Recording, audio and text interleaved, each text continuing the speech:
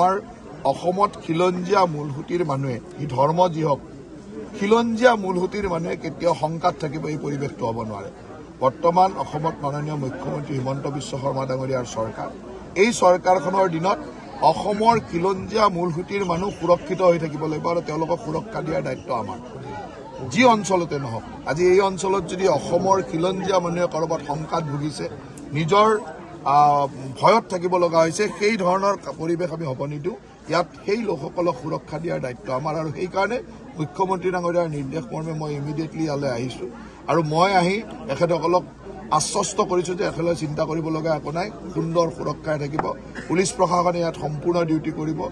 আইন কোনেও হাতত তুলি ল'ব নালাগে, আইন কাৰো কাৰণে হাতত তুলি ল'ব প্ৰয়োজন নাই। আমি চৰকাৰে আৰক্ষী প্ৰশাসনৰ মাজেৰে আইনগতভাৱে যি বিধি ব্যৱস্থা হ'ব সম্পূৰ্ণ কঠোৰ হাতেৰে এই ব্যৱস্থাটো ল'ব। মনত ৰাখিব যে মুখ্যমন্ত্ৰী হিমন্ত বিশ্ব শৰ্মা ডাঙৰীয়াৰ চৰকাৰত অসমৰ খিলঞ্জীয়া মানুহ, কি ধৰ্মৰ এইটো ডাঙৰ কথা নহয়, অসমৰ মূলসুঁতিৰ খিলঞ্জীয়া মানুহ সম্পূৰ্ণ সুৰক্ষিত আৰু খিলঞ্জীয়া মানুহৰ ওপৰত কোনেও আঙুলি টোৱাই কথা ক'ব নোৱাৰিব।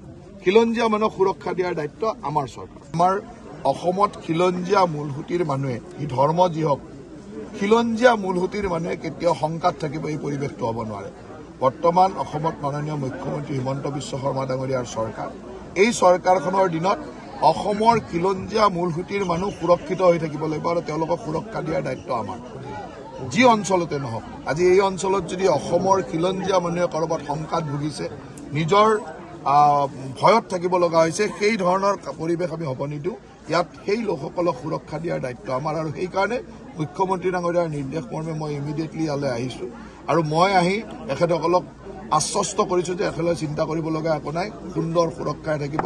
পুলিচ প্ৰশাসনে ইয়াত সম্পূৰ্ণ ডিউটি কৰিব।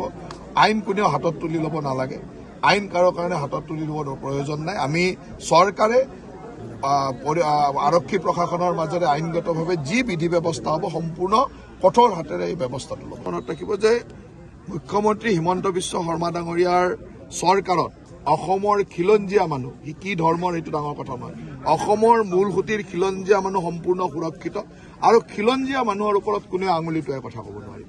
খিলঞ্জীয়া মানুহক সুৰক্ষা দিয়াৰ দায়িত্ব আমাৰ চৰকাৰ। আমাৰ অসমত খিলঞ্জীয়া মূলসুঁতিৰ মানুহে ই ধৰ্ম যি হওক খিলঞ্জীয়া মূলসুঁতিৰ মানুহে কেতিয়াও শংকাত থাকিব এই পৰিৱেশটো হ'ব নোৱাৰে। বৰ্তমান অসমত মাননীয় মুখ্যমন্ত্ৰী হিমন্ত বিশ্ব শৰ্মা ডাঙৰীয়াৰ চৰকাৰ, এই চৰকাৰখনৰ দিনত অসমৰ খিলঞ্জীয়া মূলসুঁতিৰ মানুহ সুৰক্ষিত হৈ থাকিব লাগিব আৰু তেওঁলোকক সুৰক্ষা দিয়াৰ দায়িত্ব আমাৰ। যি অঞ্চলতে নহওক, আজি এই অঞ্চলত যদি অসমৰ খিলঞ্জীয়া মানুহে ক'ৰবাত শংকাত ভুগিছে, নিজৰ ভয়ত থাকিব লগা হৈছে, সেই ধৰণৰ পৰিৱেশ আমি হ'ব নিদিওঁ।